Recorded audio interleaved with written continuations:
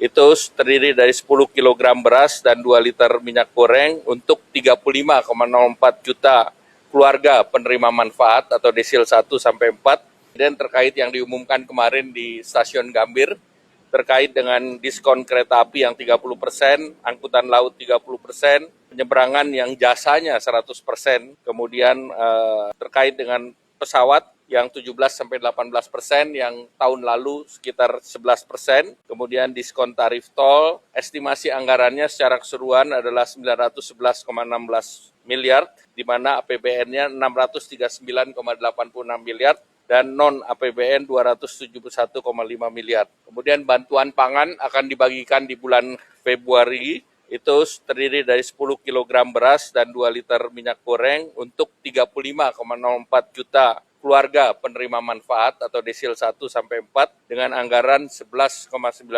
triliun. Nah, ini Pemda dan instansi terkait diharapkan untuk bisa menjaga kelancaran logistik. Dan juga tadi kami laporkan ke Bapak Presiden tentang work from anywhere, yaitu tanggal 16, 17, 25, 26, dan 27.